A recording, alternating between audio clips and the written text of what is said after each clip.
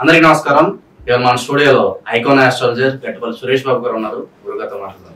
గురుగారు నమస్కారం. జై శ్రీమన్నారాయణ. గురుగారు, ఈసారి దసరా నవరాత్రులు ఎప్పటి నుంచి ప్రారంభం కాబోతున్నాయి, అలాగే మనకి విజయదశమి ఎప్పుడు వచ్చింది, విజయదశమి రోజు పూజ చేసుకోవడానికి అనువైన సమయం ఏంటి, అలాగే పాటించాల్సిన నియమాలు ఏంటి, మీ మాటలు గురించి. 3వ తారీఖున దసరా నవరాత్రులు శరన్నవరాత్రులు మొదలవుతాయి అన్నమాట. మనకి తిరుపతి సైతం కూడా అక్కడ బ్రహ్మోత్సవాలు జరుగుతూ ఉంటాయి. కొన్ని ప్రదేశాల్లో బ్రహ్మోత్సవాలు, ప్రాచీన టెంపుల్స్ లో బ్రహ్మోత్సవాలు, అమ్మవారి టెంపుల్స్ అన్నింటిలో చేస్తూ ఉంటారు. మన దుర్గాదేవి దగ్గర అన్నింటిలోనూ, మైసూరులో కూడా బాగా చేస్తారు ఇందులో దీనికి. అయితే 3వ తారీఖున మనకి 3వ తారీఖు ఉదయం 4:30 మనకి మొదలవుతుంది అన్నమాట. అందుకని ఆ రోజు నుంచి మనము దసరాని శరన్నవరాత్రులుగా మొదలు పెట్టుకుంటాం అనమాట. అది మనకి ఆ రోజున తిథి అనేది, భాగ్యమి తిథి అనేది అర్ధరాత్రి వస్తుంది. మనకి బ్రాహ్మీ ముహూర్తంలోనే వస్తుంది కాబట్టి ఆ రోజు నుంచి మనకి 3వ తారీఖు నుంచి, అక్టోబర్ 3వ తారీఖు నుంచి శరన్నవరాత్రులు మొదలయ్యేసి అది 12 రోజుల పాటున 12వ తారీఖున దశమి రోజు వస్తుంది అన్నమాట. శనివారం రోజున, అక్టోబర్ 12వ తారీఖు శనివారం రోజున విజయదశమిగా మనము చేసుకుంటాం జరుగుతా ఉందన్నమాట. దీనికి మనకి టైమింగ్, పూజా టైమింగ్ అనేది మార్నింగ్ ఏదైతే ఉందో ఎర్లీ మార్నింగ్ శనివారం రోజున, అక్టోబర్ 12వ తారీఖున శనివారం రోజున ఉదయం పూట 10:35 మొదలయ్యేసి 12:24 వరకు కూడా ఇది పూజ చేసుకునేదానికి, కలశం చేసేదానికి మంచి అనువైనటువంటి శుభముహూర్తం ఉంటుంది. ఇందులో ఆయుధ పూజ చేసుకునే దానికి అయితే 1:20 నుంచి 2:45 వరకు కూడా మంచి లగ్నం ఉంది. ఆయుధ పూజ ఆ టైంలో చేస్తే మంచి ఇది ఉంటుంది అనమాట. అందులోనే మనము చెప్పుకోవడం ఏంటంటే, ఈ అమావాస్య వెళ్ళగానే కలశ స్థాపన అని ఉంటుంది అనమాట. కొన్ని ఏరియాస్ లో కలశ స్థాపన అంటారు. పూజ చేసుకోవడానికి, ఆ అమ్మవారి యొక్క అలంకరణ చేయడానికి కలశ స్థాపన చేస్తారు మొదట్లో.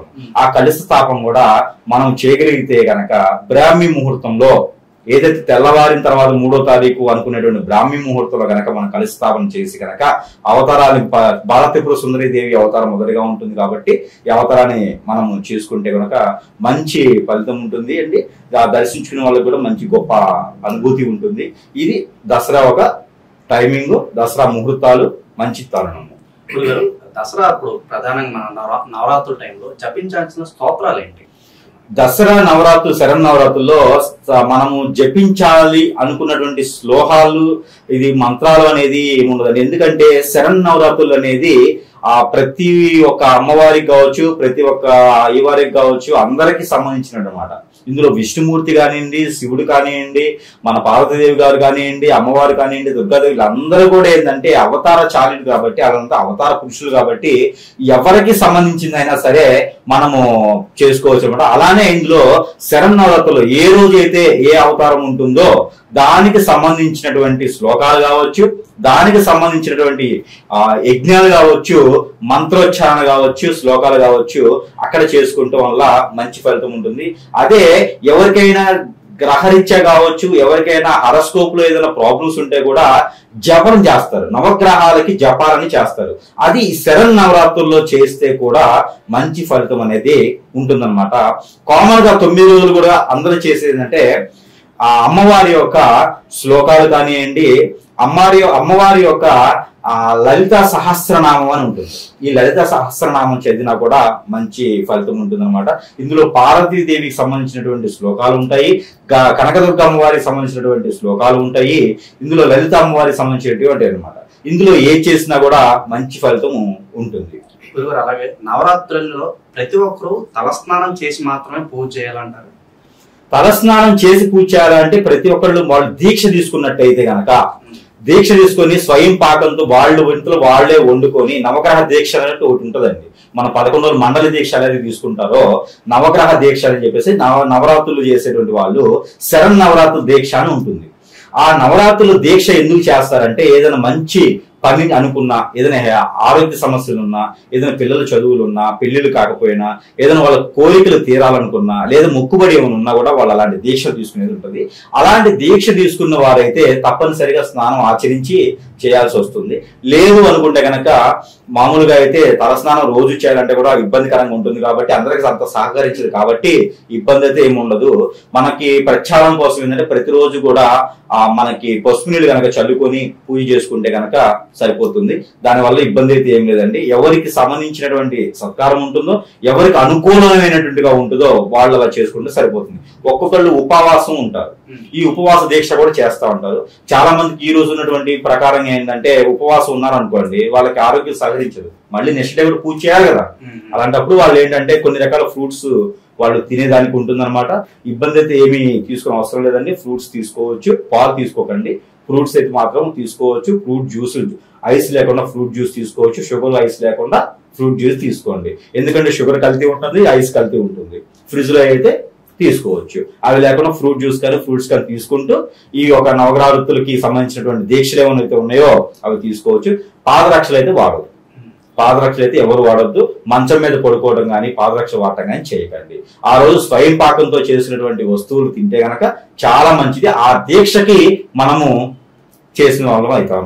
నియమాలు అని చెప్తున్నారా మొత్తానికి? ఆ రోజు చేయాల్సిన పనులు చేయకూడని పనుల విషయానికి వస్తుంది. దీక్షలో కానివ్వండి, ఆ రోజు కానివ్వండి, మనము పాదరక్షలు ధరించకుండా చేస్తే మంచి ఫలితం అనేది వీళ్ళకి కనిపిస్తా ఉంది. అలాగే దేవుని ఫోటోలు ఏ రోజు శుభ్రపరచుకోవాలి? దేవుని ఫోటోలు అంటే మనకి చతుర్దశి రోజే మనం శుభ్రపరచుకోవాలండి. అమావాస్య రోజు మనం చేయకూడదండి. అమావాస్య రోజున మనము దేవుడి గుడి తులపడం కానివ్వండి, అమావాస్య రోజున మనం దేవుడికి సంబంధించినటువంటి శుభ్రం చేయడం కానీ చేయకూడదు. ఈ ఒక నవరాత్రులకు సంబంధించిన అమావాస్య కాదండి, ఏ అమావాస్యకైనా అమావాస్య రోజున దేవునికి సంబంధించినటువంటి ఏ కార్యక్రమం కూడా కొత్తగా చేయకూడదు. ఎందుకంటే ఆల్రెడీ ఉన్నాయి ఉంచాలి. ఎందుకంటే ఆ రోజున చాలా పాజిటివ్నెస్, వైబ్రేషన్స్ చాలా ఉంటాయి. పాజిటివ్ నెగిటివ్ వైబ్రేషన్స్ ఆ రోజున దేవుడి మీద చాలా ఉంటుంది భారం అన్నమాట అమావాస్య రోజున. అందుకని అమ్మవారి మనం ఇంట్లో ఏదైతే పూజిస్తూ ఉంటామో విగ్రహాలు కావచ్చు, దేవుని యొక్క ప్రతిమలు కావచ్చు, ఇవన్నీ కూడా అమావాస్య రోజున మనం శుభ్రం చేయడం అనేది అంత శుభమైనటువంటి విషయం అయితే కాదండి. అది చాలా నెగిటివ్ అయింది. మనం సంవత్సరం పాటు కష్టపడి పూజ చేసినటువంటి ప్రతిఫలం కూడా అమావాస్య రోజున అవన్నీ శుభ్రం చేయడం ద్వారా ఆ పూజ కాస్త ఫటామంచలైపోద్ది అనమాట. అందుకని అమావాస్య ముందు రోజున చతుర్దశి రోజు కనుక మనం శుభ్రం చేసుకుంటే అమావాస్య రోజు కూడా మనం పూజ చేసుకునే విధానానికి ఉంటుంది. అందుకని చతుర్దశి రోజున శుభ్రం చేసుకునే విధానం మంచిది. ఆ రోజు శుక్రవారం అయినప్పటికీ కూడా, ఒక ఈ అమావాస్య కాదండి, ఏ అమావాస్య అయినా సరే అమావాస్య రోజున దేవునికి సంబంధించిన ఏది కూడా శుభ్రం చేయడానికి కుదరదు. అమావాస్య ముందు రోజు చేసుకుంటే మంచిది. అమావాస్య చాలా ప్రాసిద్ధి దేవుళ్ళకి.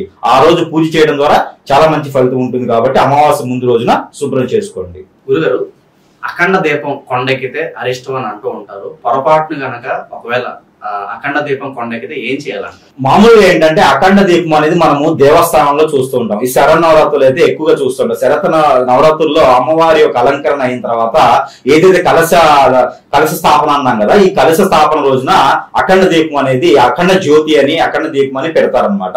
ఈ అఖండ దీపం అనేది ఏంటంటే దేవస్థానంలో ఎక్కువ పెడతా ఉంటారు. ఇది ఏంటంటే ఈ మధ్యకాలంలో కొంతమంది ఇళ్లలో కూడా పెడతా ఉన్నారు. దానికి సంబంధించినటువంటి నియమాలు, దానికి సంబంధించినటువంటి అవన్నీ కూడా తెలుసుకొని అఖండ దీపం అన్ని రోజులకు సంబంధించినటువంటిగా ఆ ఒక క్రేలన్నీ కూడా ఏర్పంచుకొని అఖండ దీపం అనేది మనము ఏర్పంచుకోవాలి. అది ఎప్పటికీ కూడా కొండెక్కేలా పెట్టుకోకూడదు. కొండెక్కేలా ఉంటే, అలాంటి అసౌకర్యంగా ఉంటే అఖండ దీపం అనేది పెట్టకండి. ఏ రోజుకి ఆ రోజు దీపారాధన చేసుకుంటే కూడా సరిపోతుంది. అది గుడిలో ఎందుకు పెడతారంటే, గుడిలో కార్యకలాపాలు ఏమి చేయం కాబట్టి, వంటల వార్పులు ఏమి చేయం కాబట్టి, స్నానాచారాలు ఏమి ఆ గుడి ఆవరణలో చేయం కాబట్టి, గుడికి ఇంటికి వేరే డిఫరెన్స్ ఉంటుంది కాబట్టి, గుడిలో అనేది పాజిటివ్నెస్ ఉంటుంది కాబట్టి అఖండ దీపం అక్కడ చేస్తారు. మీరు ఇంట్లో చేయాల్సిన అవసరం అయితే ఏం లేదండి. ఒకవేళ ఎవరైనా మొక్కుబడి ఉండి అఖండ దీపారాధన చేయాలనుకుంటే అలాంటి ఏమైనా ఆ దీపారాధన సంబంధించిన అన్ని కూడా అది కొండెక్కి లేకుండా చూసుకొని అసౌకర్యంగా లేకుండా ఉండి దీపారాధన చేసుకుంటే చాలా ఉత్తమమైన మంచి పని అండి అది. లేదా ఒక లైట్ వేసుకున్నా కూడా సరిపోతుంది. ఈ రోజుల్లో ఆ రోజుల్లో మనకి లైట్లు అవి ఉండవు కాబట్టి అఖండ దీపం అమ్మవారు వెలుగులోనే ఉండాలి అని చెప్పేసి అని ఒక ఆచార ప్రకారంగా అఖండ దీపం పెడతారు తప్పితే అది ఏమి నియమం కాదు, అది ఏమి ఇది కాదమ్మా. ఏ రోజుకి ఆ రోజు పూజ చేసుకున్నప్పుడు దీపారాధన చేసుకుంటే ఫ్రెష్ గా చేసుకోవచ్చు. అవతారం మారుస్తాం కాబట్టి దీపారాధన చేసుకోవచ్చు. అమ్మవారికి కూడా అన్ని తెలుసు, మన సౌకర్యాలన్నీ కూడా. అఖండ దీపం పెట్టాలనుకుంటే ఒకవేళ కనుక నిజంగా అఖండ దీపం పెట్టి ఒకవేళ కొండెక్కితే కూడా ఎలాంటి అశుభం ఉండదు. ఎలాంటి సందర్భాల్లో మన పూజ ఫలించదేమో, మనకి ఇలాంటి ఏమైనా అవుతుందేమో అనే భయం అయితే ఏమీ లేదు. మీరు అలాంటి భయపడాల్సిన అవసరం ఎంతగానో లేదు. అఖండ దీపం అనేది మనం వెలిగించిందే కాబట్టి అది కొండెక్కినా ఏమైపోయినా కూడా ఇబ్బంది అయితే ఏం లేదు, మళ్ళీ వెలిగించుకోండి. అంతమించి వేరే మీరు అధైర్యపడాల్సిన పని అయితే ఏమీ లేదు. అఖండ దీపం కొండెక్కడంలో పోయేది ఇబ్బంది అయితే ఏమీ లేదు.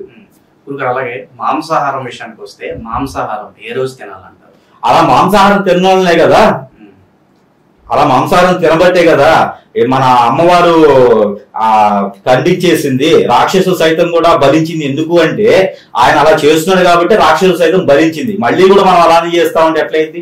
ఇంకా పూజ చేసుకోవడం ఎందుకు, విధానాలు ఎందుకు? తినకూడదంటారు. వద్దు. అసలు ఈ శరన్నవరాత్రుల్లో అలాంటి ఆలోచనే రాకూడదు.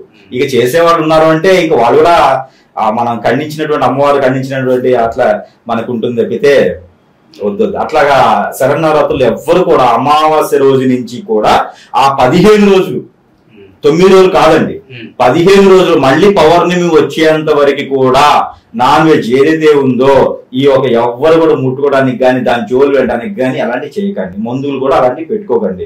ఇలాంటి శరన్నవరాత్రులకి ఏంటంటే మనకి పవిత్ర పూర్వకంగా మనకి రోడ్ల మీద వాటిల్లో వీధుల్లో కూడా పెట్టి పందిళ్ళు వేసి కూడా చాలా ఆడంబరాడంగా అమ్మవారికి చేస్తారు కాబట్టి అలాంటి ఏం చేయకండి.